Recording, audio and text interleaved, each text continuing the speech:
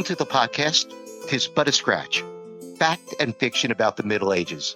I'm your host, Professor Richard Abels.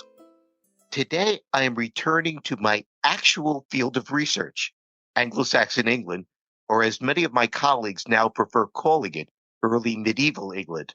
Ironically, the most famous date in Anglo-Saxon history is that of its demise, 1066, which is why when in 1930 W.C. Sellar, a former schoolmaster, and his classmate at Oxford, the humorist R.J. Yeatman, decided to send up English history as taught in schools with a parody survey, they decided to call it 1066 and all that. But today, my very special guest, David Woodman, professor of history at Robinson College, Cambridge, will be arguing that the year 927 should be as memorable as 1066, and he will explain why in this episode on the first King of England. And who was the first King of England? I would love to say that it was my guy, King Alfred the Great. And I actually tried to sell that idea to the general editor of the Yale English Monarch series unsuccessfully, and rightfully and regrettably so.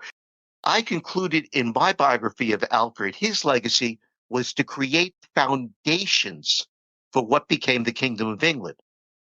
But if Alfred wasn't the creator of England, who was? Now, my guest, David Woodman, has a clear answer, and a clear answer encapsulated in the title of his recent book published by Princeton University Press, The First King of England, Æthelstan and the Birth of a Kingdom.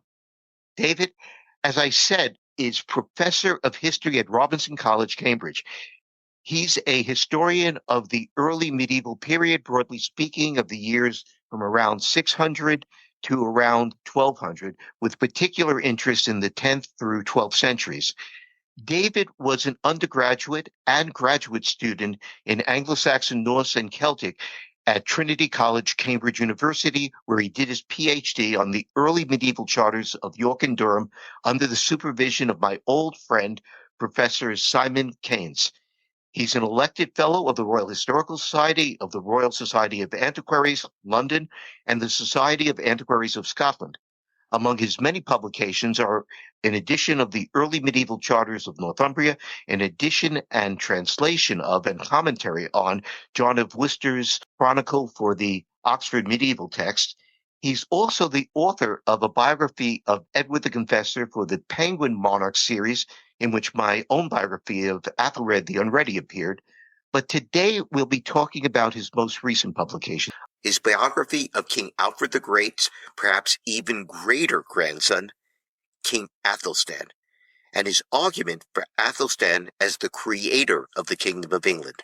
So, David, welcome to the podcast, Just But a Scratch, fact and fiction about the Middle Ages. Thank you so much for having me on, Richard. It's a great pleasure to be here. I met David about a year and a half ago, right? About at the Haskins Society. That was being held in the University of North Carolina then, right? Chapel Hill? Exactly right. Yeah. And I learned that David is not only an outstanding historian, but he's also a champion real tennis player. This is court tennis.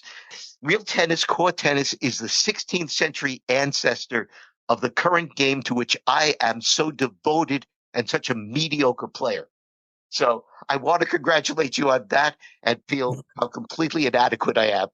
So, very kind. It's a game that very few people have heard of, but thank you, Richard. But you played around the world to every court that there is for real tennis. That's the tennis that has porches and has sides and completely Exactly right. different.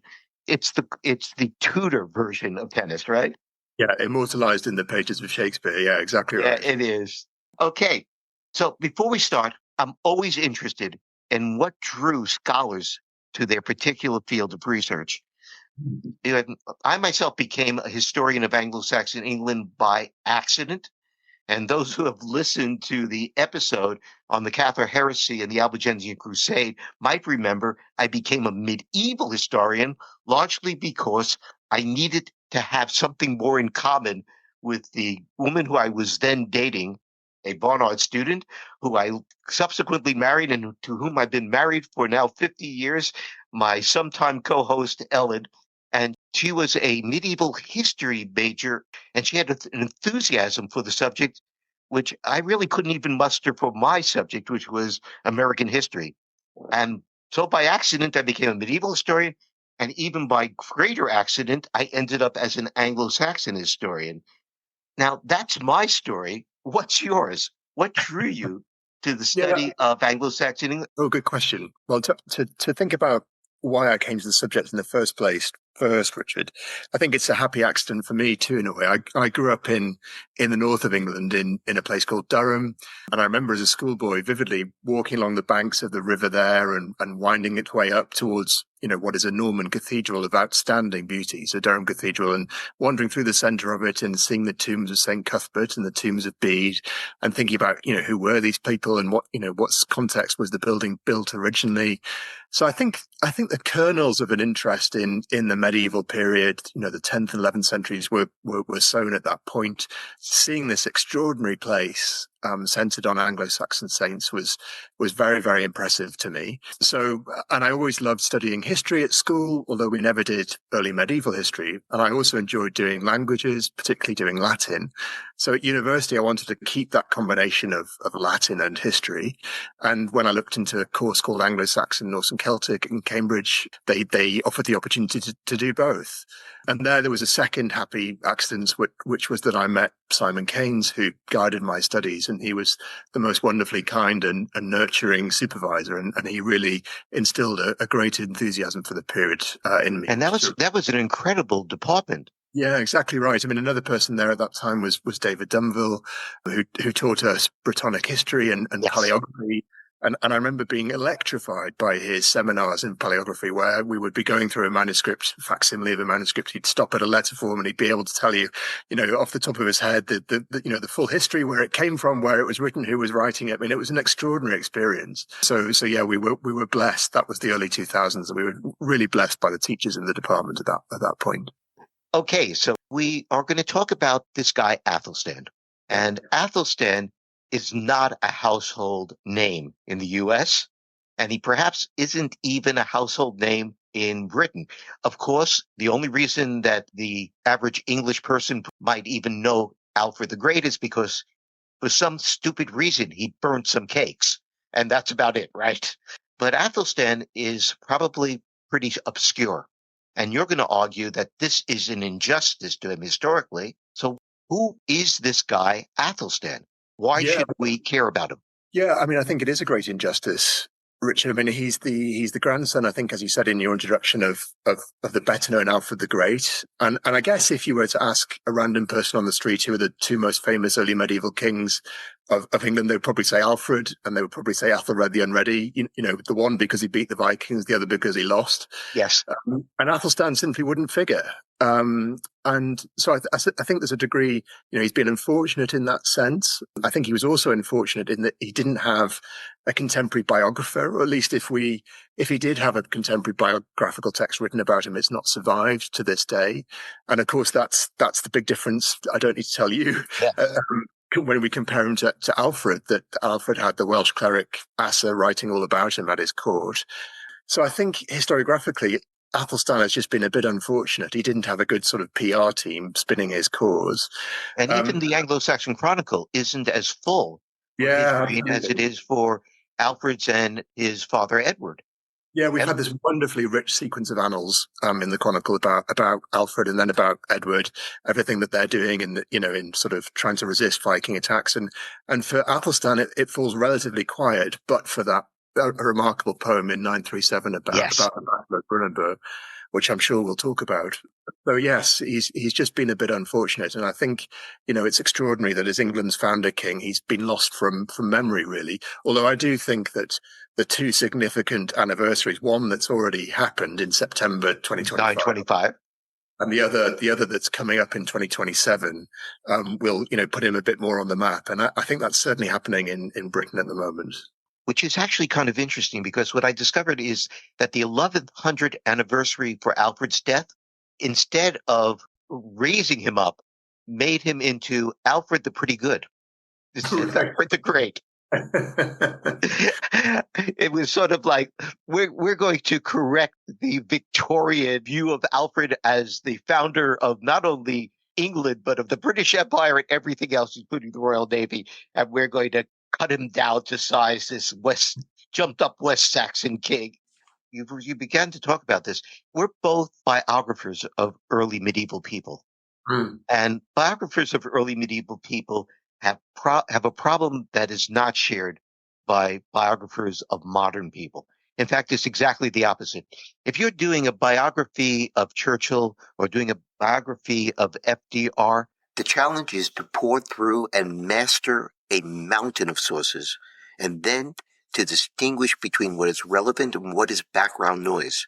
And the fear is always that you may have missed a letter, a memo, or an entry in a diary. It's little wonder that these lives often cannot be covered in a single volume. That is not our problem. Yeah.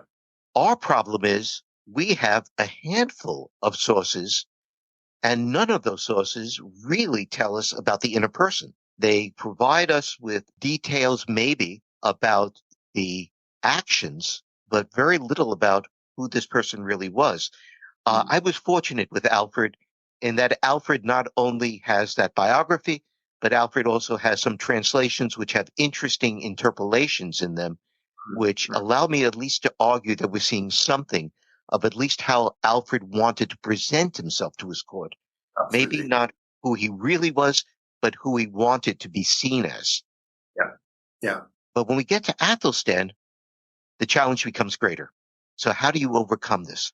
Well, it was very daunting, in fact. I mean, sitting down to think about, just conceptually, how do you approach the writing of a biography of Æthelstan? And when you look at the Anglo-Saxon Chronicle and it's so silent, you can't even really construct a good chronology of what was going on. Yes. So yeah, the answer is very, very daunting. But I think the way to approach it, at least the way that I tried to approach it, was thematically. And once you begin to contextualize what's going on with Æthelstan and compare it to what had happened with his predecessors as king, then there's much more that can be said. And I think I don't know if you felt like this, Richard, when writing about Alfred, but certainly when thinking about Æthelstan, the basic questions of what kind of person was he, what did he like to eat, all that kind of stuff is frustratingly out of our grasp. We can't get to those details. And you really want to. I think what we do have, and the thing that the sort of sequence of text that became very, very important for me was a whole a series of royal diplomas, royal law codes, but also coinage artifacts, which when you put them together, you can get a very clear sense of the royal policy, at least the kind of king that Æthelstan was, making himself out to be. And that, from that material, you get a very clear sense of somebody who's ruthlessly ambitious, I think. And he sort of has to be, doesn't he? Because the thing about Æthelstan is there would have been no guarantee for much of his early life that he was actually going to become a king. No, absolutely not. No, that's quite right. So he first becomes king in the year 924. His father, Edward the Elder, dies and he takes over. But there's an indication in the Anglo-Saxon Chronicle that right at the start, he has to fight for his position. We think that he possibly shared kingship right at the start with his half-brother, a man called Elfweard. And the Elfweard died a few weeks later and that Æthelstan was able to take over. There's even a story in the early 12th century history by William of Malmesbury, which talks about a plot to have Æthelstan blinded at Winchester by an assassin called Alfred, about whom we don't know anything else really. And so, yeah, there's a degree of hostility towards him, which we see borne out in charters as well. So the then Bishop of Winchester, a person called Æthelstan, he's noticeably absent from some of the early charters of Æthelstan's reign, again showing a kind of antipathy that's coming towards Æthelstan from Wessex. And it's extraordinary, that this figure from the royal line of Wessex is experiencing hostility from Winchester, and it says a lot about the circumstances, I think, in which he was brought up before then. And we really have to emphasize to the listeners that England at this point, Wessex at this point, or the kingdom of the Angles and Saxons, the Anglo-Saxons, the kingdom that Edward claimed to rule over, which is basically Wessex and Western Mercia. English Mercia, that there was no settled succession rule. Yeah. What was the problem that Æthelstan had? He is the eldest son.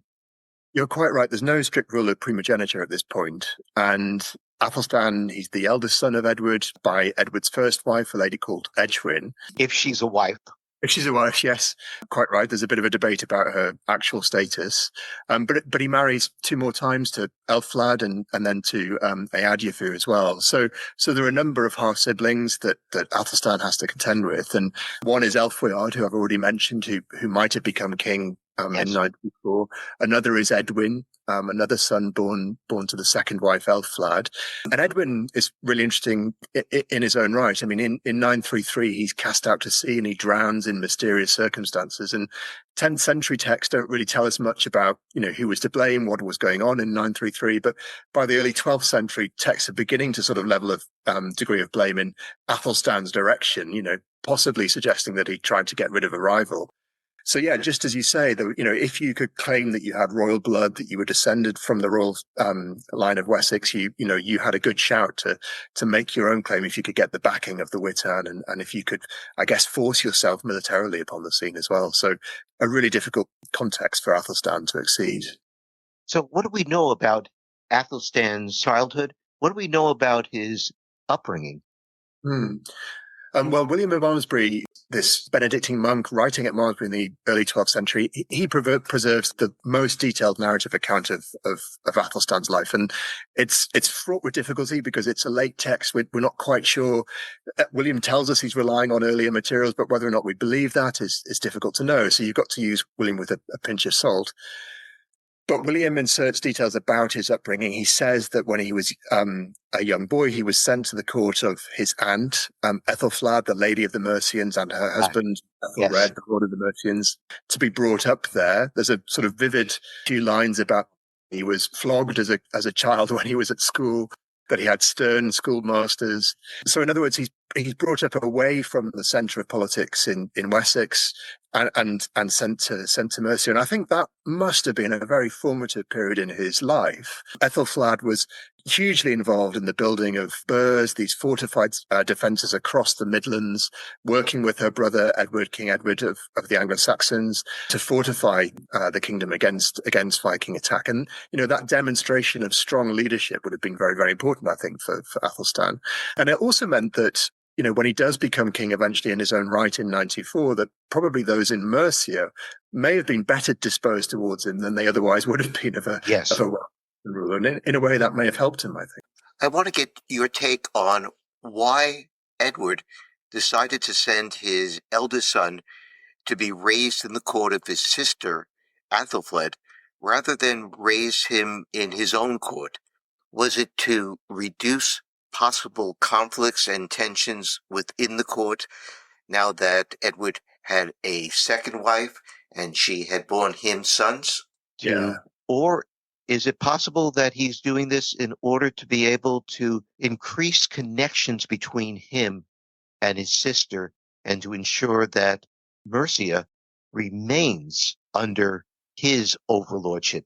Yeah, it's really good. I mean, both of those suggestions have merit, I think. And, one of the challenges and the interesting aspects of writing biographies of early medieval figures, we can't know for sure. But I mean, certainly in my own mind, it's associated with the second wife of Æthelstan, Elflad. Once they have children of their own, it kind of marginalizes Æthelstan from the court, and that's possibly one thing that triggers his removal.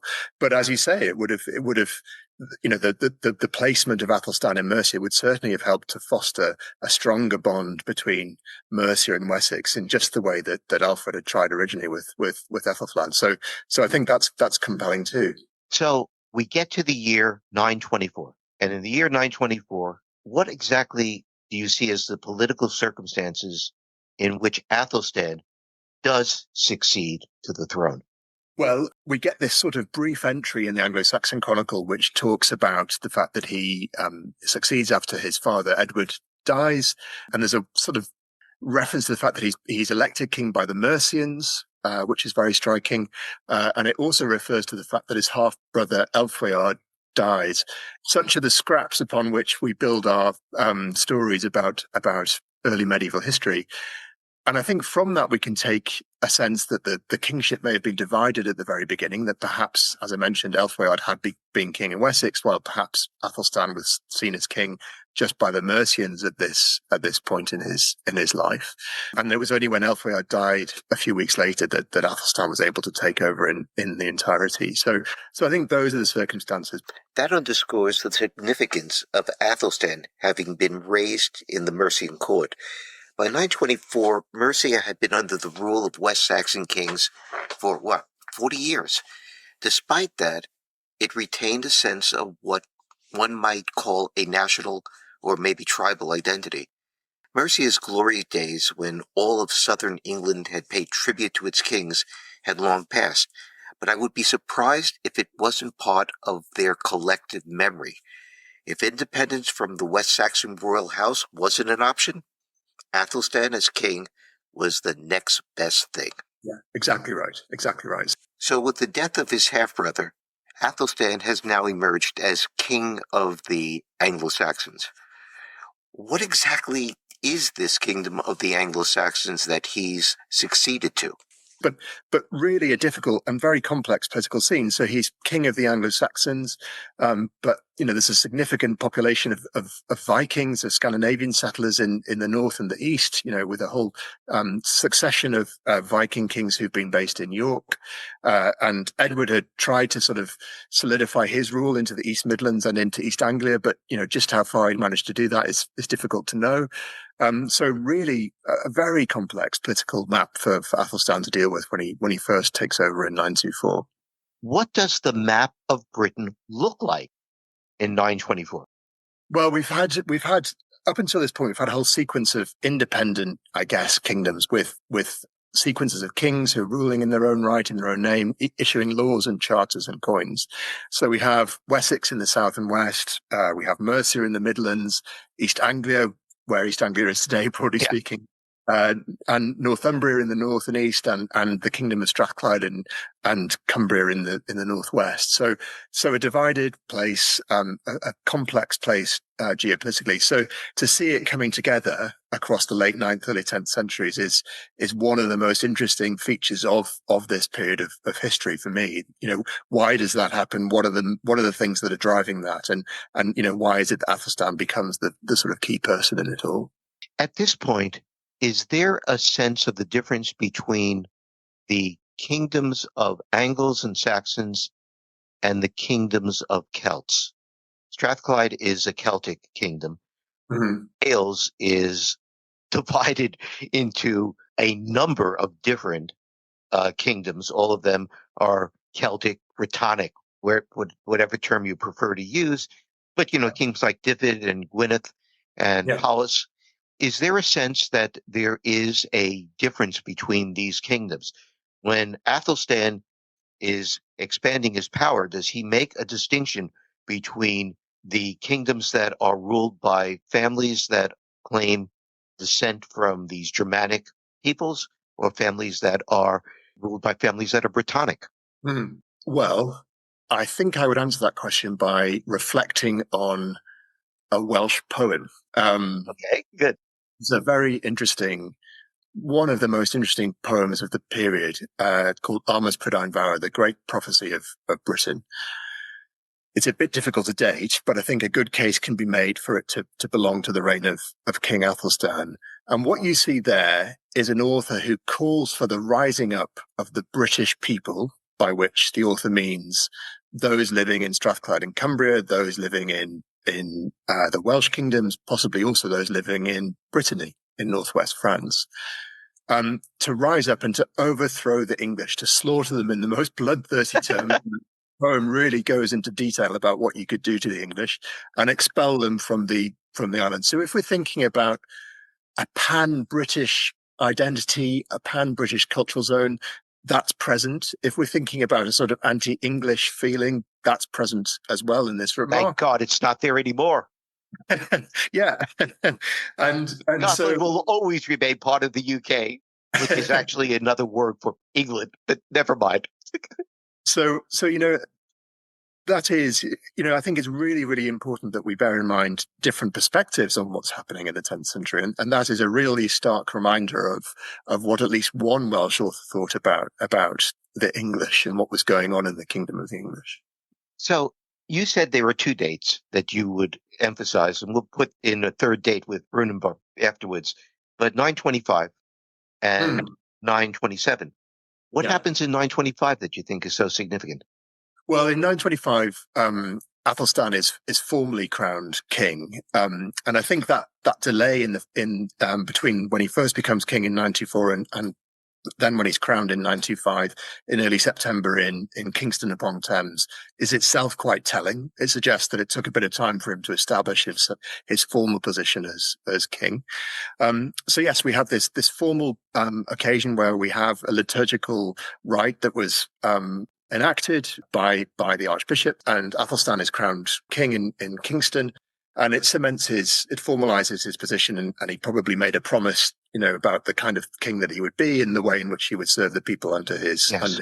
And just in early September 2025, that was the 1100th anniversary of that momentous occasion, and I went to Kingston, and there were fantastic celebrations there. Hundreds of people came, local schools. Sir Ed Davey was there, the local MP. Tom Holland from the Rest is History podcast was there. And it was, a fabulous occasion, gathering together and celebrating this event. There was even a train that was dedicated in the name of Æthelstan, which is now running up and down the Southwest I love that. So that's one significant date, and the other is 97 and 2027, which I'm sure we'll come on to. It's interesting to me that there is so little contemporary evidence for Æthelstan. And what makes it particularly interesting is that I know that Alfred's reputation was eclipsed by Æthelstan's through most of the 10th century. For Yeatman Æthelweard, a layman who in the late 970s composed a rather free Latin translation of the Anglo-Saxon Chronicle, Æthelstan was Rex Venerandus, a king worthy of reverence. Quote, having compelled the submission of the Scots and Picts, he consolidated the fields of Britain into one. There was peace everywhere and abundance of all things, and since then no fleet has remained here, having advanced against these shores, except under treaty with the English. End quote. That was soon to change, though. Alfred is remembered as Alfred the Wise, but Æthelstan is the great warrior king. But obviously there must have been enough that did survive, because, as you put it, they form the basis of coherent narratives by William of Malmesbury and by John of Worcester. And these are early 12th century, 1120s, early 30s chronicles. And both of them are chronicles that respect historical fact. What do you think that they had that they were basing it on? And how much can we trust them? Well, to answer the question in a slightly different way, actually, because you introduced Richard by saying that Alfred had sort of eventually eclipsed Yes. In his reputation. And I was reflecting as you were saying that one reason why I think Alfred ends up eclipsing Æthelstan in that way is that what happens by the time we get to the early 12th century, when we get all of these great historians working, Florence and John of Worcester and William of Malmesbury, and they're looking back and trying to understand from the context of, what's now a Norman place, a place that's been conquered by the Normans. Where does the history start? Where does English history come from? Well, one of the things that they would have had in front of them, an important source, was, of course, the Anglo-Saxon Chronicle. And if you read straightforwardly the annals from the Anglo-Saxon Chronicle for the reigns of Alfred, Edward, and Æthelstan, you get a much diminished view of Æthelstan when you compare it to Alfred. And I think, the fact that chronicle comes from the court of Alfred right at its beginning. Oh, that's just a coincidence. Just a coincidence. There's no propaganda going on. That's really what cements Alfred's fame. And just to turn to the second part of what you asked, which was, how much do we trust sources like John of Worcester and William of Malmesbury? Well, the answer is that when we don't have the early text that they say that they're relying on, or that we think that they might be relying on, and William's a bit different. He's a bit more liberal with his sources than, someone like the Worcester Chronicle. I mean, the Worcester Chronicle by and large seems to be trying to sort of copy verbatim the things that it had in front of them, although that's a generalization. But where we don't have the original source to compare with, the truth is it's very difficult to know. And there you have to use a bit of common sense. So, certainly William, he talks about, for example, Æthelstan being knighted, or is it Alfred? I can't remember. One of them being knighted at an early age. Was it, and that's of course a post-conquest feature. It's not an But early. as you point out in the book, there may be an actual event that is Exactly. being misremembered as knighting, belting someone, Yeah, putting the exactly. belt around them, the way that Alfred supposedly received a belt signifying that he was going to be king when he went to visit the Pope. And that Exactly right. might be what's going on. But it's interpreted in 1124 to 1125. It's interpreted now as being what would have been contemporary, which is a knighting. Yeah, exactly right. Exactly right. So you have to sort of hang loose a bit and carefully scrutinize what they're saying and where it may come Yeah, from, and use a bit of common sense. But I think it's also important to indicate to the reader where we need to be aware about the difficulty of the sources that we're using. absolutely. We would like to know what happened, but our sources are not good enough to ever be certain that Yeah. this is actual what happened. And we have to be fair to our readers. Yeah. We have to be fair with them on what we can actually know, what we think happened, and what we are just simply speculating about. It makes our type of history challenging. It also makes it exciting because it gives us a freedom that some of our colleagues writing modern history just don't have. Yeah, I mean, for me, one of the prerequisites of doing medieval history is having an imagination. And I think if there's anybody listening who wants, is thinking about a graduate career or doing further study of the medieval period, that's one of the exciting things for me. It's full of possibilities, and all the time I read work from colleagues who have been thinking about the same things that I've been thinking about it, but come at it from a totally different angle, and it's very, very inspiring and interesting as a result. It's fun. It's fun. Now we finally are getting to 927, Hmm. to the big date. And we're going to locate this at a place called Airmont Bridge, which is where and why is this important? Yeah, well, 927 is the critical moment, Richard, just as you say. So what happens in 927? Well, the Viking king in York, a man called Sihtric, he dies, and this leaves a possibility for Athelstan to expand his power further north than any West Saxon king has managed before. And I mean, before this moment, Athelstan had created an alliance with Sihtric by marrying his full sister, whose name we don't know, to the king there, to the Viking king. And when Sihtric dies, what we see is that Athelstan marches north. According to William of Malmesbury, he burns York to the ground, and he takes control of York. And then he goes further north to this place, Airmont Bridge, which is in the northwest of England today, about a mile south of modern Penrith in Cumbria. And Airmont Bridge was a very particular place to choose. One, because it's on the boundary between two early medieval kingdoms, the kingdom of Northumbria and the kingdom of Strathclyde or Cumbria. So it was a sort of symbolic place in that sense, that it was on a sort of boundary between these kingdoms. There was a logistical significance, which is that it has a number of Roman roads coming from the north, the south, and the east, all converging there so that people could get there.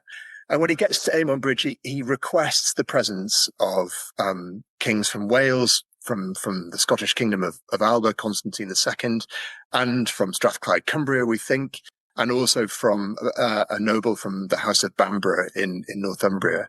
And they all agree to recognise Athelstan as the premier king in the British Isles at that You, moment. you, you use the term request. Does he request it or does he summon them? Well, he summons them, I would imagine. I mean, we should be under no illusion that this is done by force, a military display, and And they recognize him. And this is the moment in 927 that the kingdom of the English is formed for the very first time. Immediately after this point, he's styled the Rex Anglorum in Latin in his contemporary royal diplomas. He's known as the King of the English, therefore, and likewise on his coins. So it's the birth of England. This is nothing less than the birth of England in 927. And it's the first moment that we see in geographical and political terms, the form of an England as we would know it today. So it's Okay, and you know what's going to come next. I'm going to push back, right? Right. I'm going to play devil's advocate. Now, the argument that you're making is basically Northumbria had never been part of Greater Wessex. That Greater Wessex, when it expanded under Alfred and then under Edward, took control over Mercia. Under Alfred, it's Western Mercia. Under Edward, it may be much of Eastern Mercia and East Anglia as well. But none of them were able to impose their rule over Northumbria, which became basically a part of a Dublin, York, cross-channel Viking kingdom. But now, for the first time, a southern king has gained the submission of the Northumbrians. That's the argument, right? Yeah, exactly. Okay, how about this? I can name at least two Northumbrian kings who gained the submission of the Southerners. One of them is Edwin or Yeatman, and the other one is Oswiu. Both of them kings of Northumbria. Both of them what was called Bretwalders, and they had hegemonies over the South. So how is this different? Well, for me, it's different because I guess in the examples that you're citing, what we're really thinking about is overlords who have a degree of military power temporarily over a certain area. Whereas for me, Æthelstan, something different is going on. Yes, he's achieving this by military might. I've just mentioned that, William talks about him razing York to the ground and he, marches further north and so on. But it's underpinned by governmental structures, administrative functions, which are very different. We can talk about the chancery that he's using, the fact that he's able to issue grants of land. He's able to grant land in parts of Northumbria in ways that no southern king before him has been able to do. And that he has the ambition to have one coinage that goes across the entirety of his kingdom. And that's been debated a bit about whether or not that happened in reality, because there's a degree of diversity of style, but nevertheless there are coins all issued in his name from across the English kingdom at this moment. So for me, it's that difference here, which is that the kingdom of the English is being undergirded by governmental structures which endure, and although things break down a bit on his death, they nevertheless come back. And he lays a potent example for future kings of the English. So that's the difference as I see it, at least. And the next argument is going to be from the other side. George Mulliner has made an argument that would make Edgar, and even perhaps Athelred, as unready as he may seem, as even Athelred as the first true kings of England. And the argument is based upon, again, administrative structures. That this is where we see the shiring. We see the creation for the very first time of sheriffs, of shire reeves, and that we see law codes that are expected to be obeyed throughout the realm. Following on that is, as you well know, when Æthelstan died, his successor Edmund had to reimpose rule over Northumbria. And it really isn't until Eadred kicks tail and in 954 and just suppresses the Northumbrians that Northumbria is securely part of this kingdom. So why not Edgar? Why Æthelstan? Well, I guess for me, the fact that it breaks down after Æthelstan's death doesn't negate what he achieved in the first place. He's the architect of it all. That's the way that I think of it, that he's the one putting in place these structures. He's the one realizing a concept of unity of people, which had originated with his grandfather Alfred when he forms the kingdom of the Anglo-Saxons. and when we begin to get ideas about the English, the Anglo-Saxon being discussed in Alfred's court. So he's taking that forward. He's showing what can be done. He's making it a sort of political and geographical reality. Yes, it breaks down when he dies. And I think it's fair to say that Edgar takes it forward and cements it in ways that Æthelstan didn't manage. Certainly there's a greater amount of control as George Molyneux does show in his book. But for me, it's Æthelstan who's the sort of person who does it all in the first place, and that's where it's coming from. I always find royal styles to be extremely interesting. The titles that kings assume for themselves, which may not reflect reality, but they do reflect ideology. They reflect what they would like to be seen as. And as you point out, Æthelstan has his Rex Anglorum, his king of the English. Sarah Foote has the interesting explanation why English and not Anglo-Saxons. And considering that we're talking about somebody who comes from a West Saxon dynasty, it's not the Saxonen, it's the Anglorum. But he also has titles that are more suitable for an emperor than for a king. Yeah. Would you want to talk a little bit about that? Yeah, absolutely. On his coinage, we get the inscription at various points in his reign where he's described as the Rex Totis Britanniae, the king of all Britain. And it's an extraordinary claim for him to make. If we think about the circumstances in which he became king in the first place in 94, where he was scrapping around and trying to secure his position, 3 years later, he becomes king of English. Then to say he's not just king of English, he's king of all Britain as well. Well, I can imagine that those in Wales and Scotland would have, really resented this and disagreed vehemently. But it's true to say that we get this whole sequence of extraordinary documents, royal diplomas written by a royal scribe called Æthelstan A, which are evidence for these huge royal assemblies where we think several hundred people were meeting. And in the witness list, so that the lists at the end of these documents, which show the people who were present at the occasion of these royal assemblies, we see listed the names of Welsh kings, which shows that he was able to command a degree of authority such that he was able to require their presence at these meetings in the heart of his kingdom in Wessex. And that's an extraordinary level of power that he could exert on kings from the Welsh kingdoms, requiring them to be away from their daily business in the Welsh kingdoms and come to Wessex. And so there is a large degree of superiority that he must have been holding. Now, whether that means he was able to exert any kind of authority within the Welsh kingdoms, I think that's very unlikely. And to my knowledge, I can't off the top of my head think of any evidence of him doing that. But certainly he's able to command their presence in the heart of his own kingdom. Okay. You've argued that he has started to make administrative changes, administrative innovations that will become the foundation for a kingdom that will survive and will be England, is England. Yeah. What are these changes to governance? Yeah, well, one of the changes, I guess, which is most significant, is that for generations by this point, kings of early medieval England, of Wessex and Mercia, they've been issuing diplomas, charters, so royal documents which are grants of land to various different individuals or institutions. Now, it can be no coincidence that following 97, the very moment that Æthelstan imposes this change and brings about the kingdom of the English for the first time, these documents take on a wholly new form. There's something of the like that we've never seen before. And if you go to the British Library today, there are 2 surviving original Æthelstan A originals, which you can consult.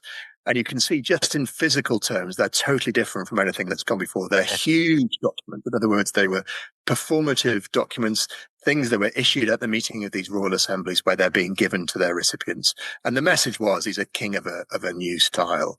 And it's also representative of, I guess, the sort of solidification of a royal scriptorium, that we have, quite a professionalized system for the issuing of these documents, that there was one royal scribe in charge of their production. And that's a chancery. And that is a royal chancery. That's exactly right. So that's what scholars refer to as a chancery. Now, there have been indications of the existence of this right from the time of King Æthelwulf in the earlier 9th century. But by the time of King Æthelstan, that's really when it's in full view, and we can see this wonderful sequence of documents that he produces. And Æthelstan, he's close to this. You get a real sense that he's guiding it, that he's wanting it. That the documents that are, these big documents that I referred to, they're incredibly learned pieces of literature in their own right. Written in very flowery Latin, which depends on Oldham of Malmesbury and other wonderful texts. So they're extraordinary pieces. So that's a massive, for me, it's like a revolution in government that we have this Royal Scriptorium, which is now churning out these incredibly elaborate documents. And they're different in all sorts of ways. So I mentioned the Latin, I mentioned their size. They have incredibly detailed dating clauses. So previously, royal diplomas had only told us the year in which they were issued. Now we get the day of the month, we get the year, we get the date of the moon, we get all sorts of detail. We're even told where the Royal Assembly is meeting and where the document is issued. And that kind of specificity is completely absent from previous documents. So for the first time, we can follow Æthelstan and his Royal Assembly on its itineration round the kingdom. So yes, they're amazing things, and that's a big change that's taking place. And you also have the law codes. And the law codes, sorry, yes, of course. Which are just really important, right? Very, very important. For Æthelstan's reign, we have some, 6 law codes, a couple more that might be come from his time, and they show a king deeply concerned with the way that the kingdom is being regulated, the way that things are operating. We also see a remarkable sort of toing and froing from the centre of governance to the localities. So some of these codes are Æthelstan legislating for what should happen. Some of these documents are also responses back from places like Kent, where bishops and local nobles say, "Well, we've tried this; it's not working. We'll try something else," and do a response. So the legal material from the reign of Æthelstan is vital for showing us kingship in action. It's vital for showing us that early medieval kingship depended on the written word, and I think that's a really interesting part. And this brings us to the most celebrated event of Æthelstan's reign, and arguably its most important literary product, the Battle of Brunanburh, and the poem recounting it in the Anglo-Saxon Chronicles entry for the year 937. The poem is worth quoting, at least in part, so here it is, and this is Michael Swanton's translation. Here King Æthelstan, leader of warriors, ring-giver of men, and also his brother the atheling Edmund, struck lifelong glory and strife round Brunanburh, clove the shield wall, hacked the lime-wood shields with hammered swords. Edward's offspring, as was natural to them by ancestry, that in frequent conflict they defend land, treasures, and homes against every foe. The antagonists succumbed, the nation of Scots and seamen fell doomed, the field darkened with soldiers' blood, after in the morning time the sun, that glorious star, bright candle of God, the Lord eternal, glided over the depths until the noble creature sank to rest. There lay many a soldier of the men of the north, shot over shield, taken by spears, likewise Scottish also, sated, weary of war. All day long the West Saxons, with elite cavalry, pressed in the tracks of the hateful nation, with mill-sharp blades severely hacked from behind those who fled battle. The Mercians refused hard handplay to none of the heroes who with Olaf over the mingling of waves, doomed in fight, sought out land in the bosom of a ship. And it concludes with, then the Northmen, bloody survivors of darts, disgraced in spirit, departed in Dingsmere in nailed boats over deep water to seek out Dublin and their own land again. Likewise the brothers, both together, king and atheling, exultant in war, sought Kith, the land of Wessex. They left behind to divide the corpses to enjoy the carrion, the dusky-coated, horny-beaked black raven, and the gray-coated eagle, white-rumped, greedy warhawk, and the wolf, gray beast in the forest. Never yet in this land was there greater slaughter of people felled by the sword's edges.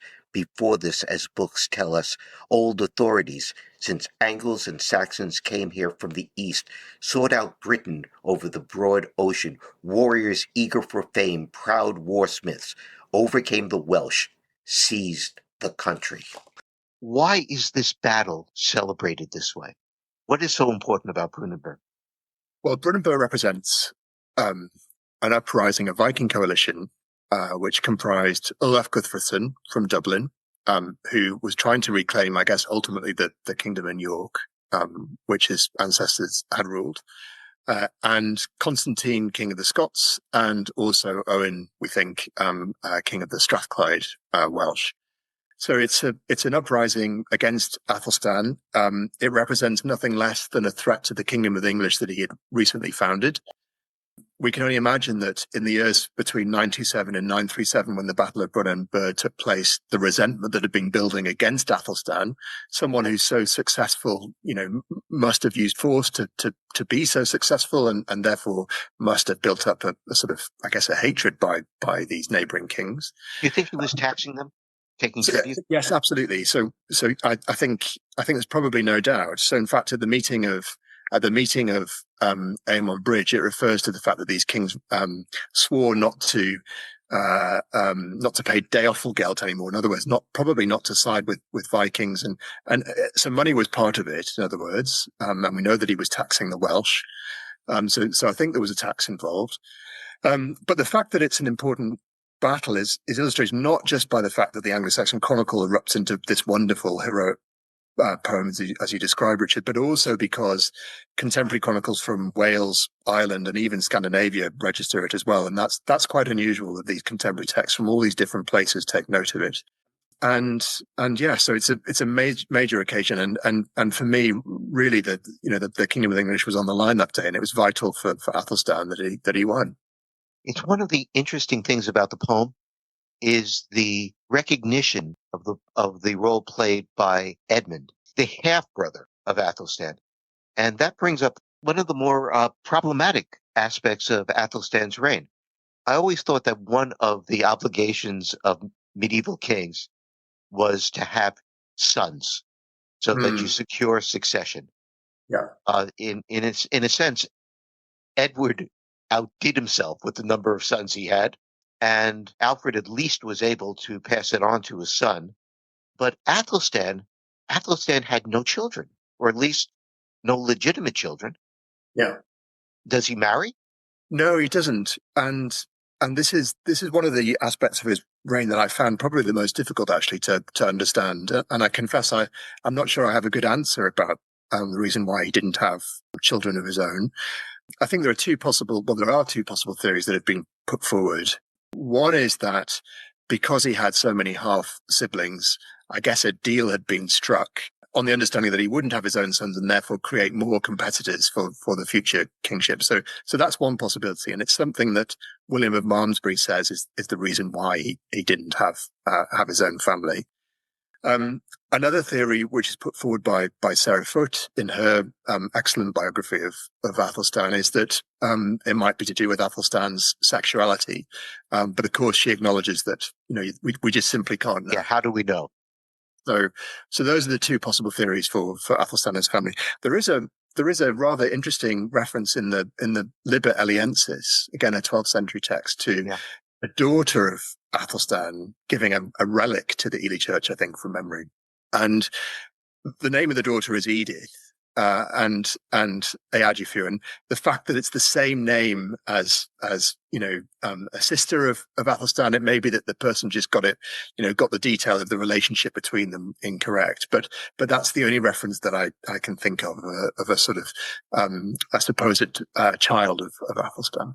One of the real good pieces of evidence for Æthelstan's contemporary reputation is the marriages that he contracted for his sisters. Yeah. He has lots of sisters.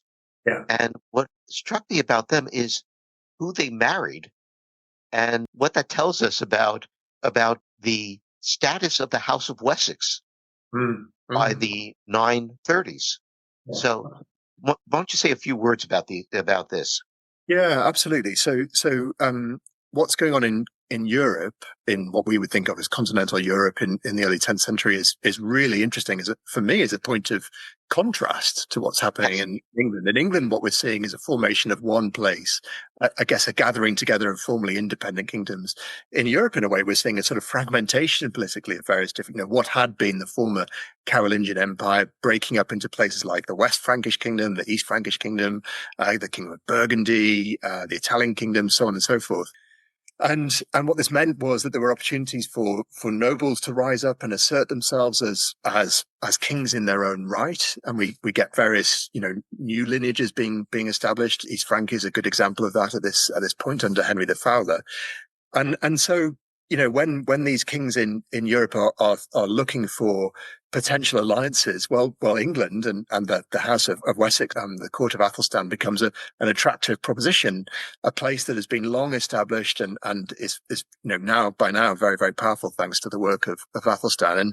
And so what we see is a number of European ambassadors turning up with gifts that will impress Æthelstan.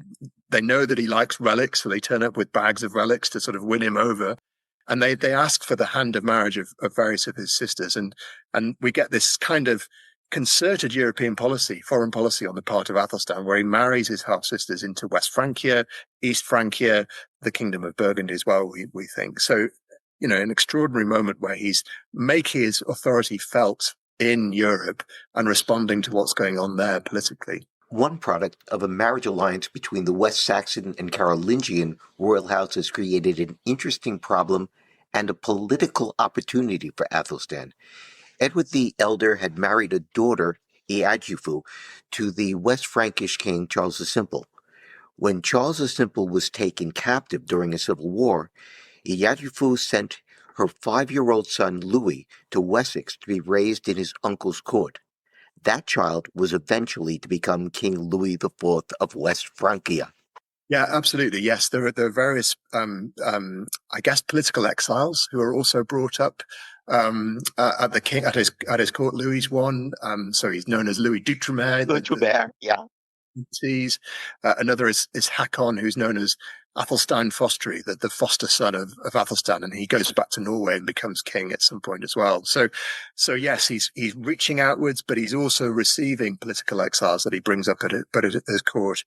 What I find wonderful, Richard, is these fantastic stories in 928-9 of Bishop Chainwald of Worcester setting out with 2 of Æthelstan's half sisters towards the court of King Henry the Fowler of East Francia. He sent 2 sisters for Henry to choose a bride for his son Otto. And you see this party of English men and women traveling across Europe. They pop up in different places like St. Gallen and Reichenau, and they sign different manuscripts there. And they're journeying towards this incredible diplomatic occasion in the late 920s. And to have that, it's very moving somehow to see these records of this band of English people traveling across Europe on this mission sent by Æthelstan. So extraordinary evidence. And the result is that the royal lineages of the kings of these continental polities are traced back to Edward and Alfred. Yeah, absolutely. It's remarkable the number of marriages that he contracts this way, and what it says about the sense of the importance of this new kingdom that he's forged. We are running out of time, but we are also nearing the end of Æthelstan's reign. So what do we know about his final years and his death? Oh, well, he dies. So he fights at Brunanburh in 937, he wins, but only 2 years later, he dies in Gloucester. And that's pretty much all we know about his death. How old was he about that time? Oh, well, he was born about 894, we think. So I can't remember. What does that make him? Mid-40s, let's say, something like that. So, this may sound a bit surprising, but that makes him more long-lived than many of his family. Yes, It always struck me about this royal dynasty, the dynasty of Egbert, actually, is how short-lived they are. You have all of these young men who become kings and who die soon after they become kings. The result of Æthelstan, nobody is really long-lived. In some ways, it's rule of teenagers and rule of youngsters, which might explain why so much war is involved. We really have come to the end of this episode, but let me give you the last word on Æthelstan. What was his legacy? What is the takeaway? For me, it's very clear. He's England's founder king. He's the architect of it all in the beginning. and the anniversary that's upcoming in 2027, the July anniversary of the meeting at Aymont Bridge, will be the 1100th anniversary of the formation, the birth of England in the first place. So he's a very, very significant figure, and he really deserves proper commemoration at that point. If this podcast has piqued your interest and you want to know more about Æthelstan, his life and times, I highly recommend David's book, The First King of England, Æthelstan and the Birth of the Kingdom, published by Princeton University Press. As Tom Holland wrote about it, quote, England's founding father deserves this book at once scholarly and accessible, attentive to every last morsel of detail and possessed of a thrilling epic sweep. David Woodman has done Æthelstan proud. And you've done Tis But a Scratch proud as well. Thank you so much for coming on to the show and sharing with our listeners the story of one of the most important rulers of the Middle Ages. Well, thank you so much for having me, Richard. It's been such a pleasure. Well, we really have come to the end of this episode. I hope that you'll join us in the future, but until then, bye for now.